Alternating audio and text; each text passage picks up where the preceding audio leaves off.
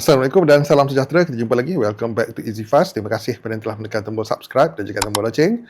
Yang belum, jemput-jemputlah subscribe dan tekan tombol loceng untuk notifikasi awal video-video terbaru daripada channel ni. Baik, kita masih lagi dalam mod berhari raya. Tapi sekitar 4 hari lagi akan berlakunya pembayaran bulan Jun. Jom kita mulakan. Bagi sekitar 4 hari saja lagi kita sebagai rakyat Malaysia bakal menerima pembayaran pertama bulan Jun, bulan 6. Jadi pembayaran bulan 6 ni bolehlah dikatakan sebagai pembuka tirai kepada berbagai-bagai perkara. Ada yang baik, ada yang tidak baik. Bulan 6 ni, antara yang tidak baik, Amin sebut dulu. Yang tak baik ni kita beritahu dulu ya.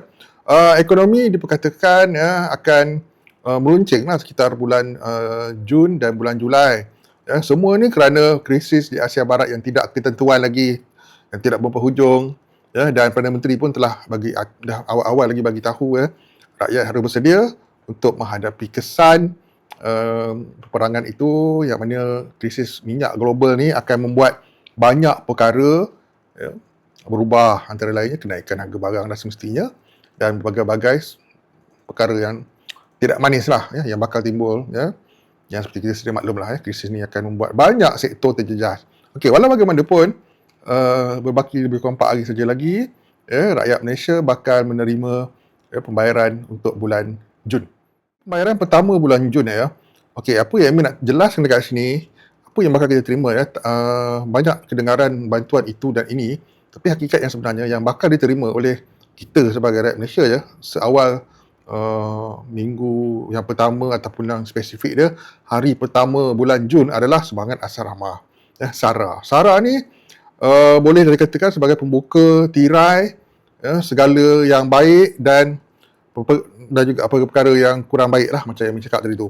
Jadi yang baik ni adalah SARA. SARA ni akan diterima oleh semua rakyat, yang mana untuk pembayaran bagi bulan Jun, pembayaran amount adalah seperti berikut yang menjelaskan awal-awal. Untuk pembayaran bulan Jun, yang pertama sekali tak ada penambahan.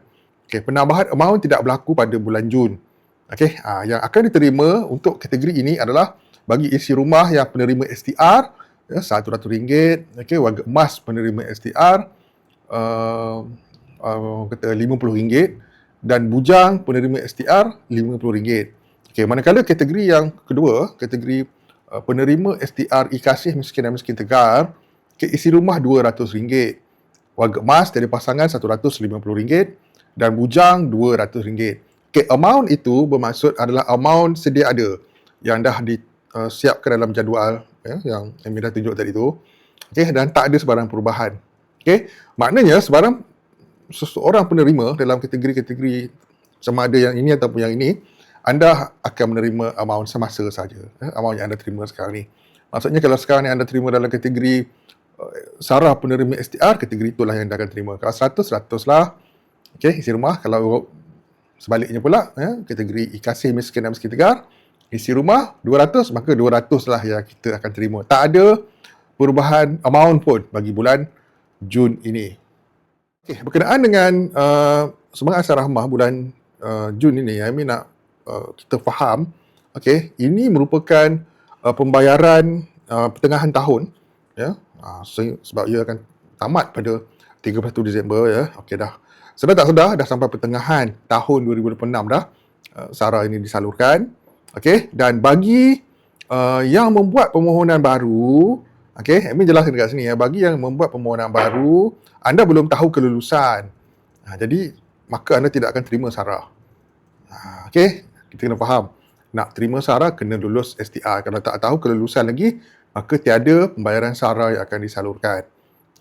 Ia terguna pakai juga kepada orang cakap rayuan. Sekiranya rayuan anda kerana gagal, masih belum diketahui kelulusannya, anda juga tidak akan menerima pembayaran SARA.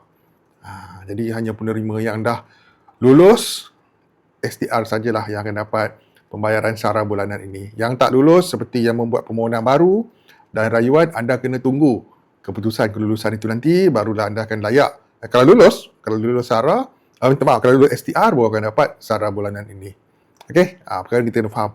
Tentang kewujudan SARA untuk semua yang hangat diperkatakan, adakah ia akan dibayar pada bulan 6? Belum ada ketentuan lagi, belum ada makluman, belum ada perkhabaran pun sama ada pihak kerajaan akan melaksanakan dalam bulan 6 atau bulan berapa sekalipun, ya. Sara untuk semua, sara one off RM100.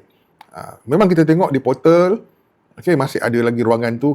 Kalau kita tengok di aplikasi MyKasih pun masih ada lagi ruangan tu, tetapi sama ada bila pihak kerajaan nak melaksanakan, kita pun tak tahu. Adakah pihak kerajaan mahu melaksanakannya, kita pun tidak tahu lagi. Yang itu kita kena tunggu sebarang pemakluman yang akan dimaklumkan daripada semasa ke semasa berkenaan dengan perkara ini. Baik, semoga dengan apa yang sampaikan, lagi 4 hari je, yang sabar-sabarlah, Amin faham. Untuk Hari Raya Adha-Adha tak ada apa pun yang kita dapat, majoritinya di Semenanjung.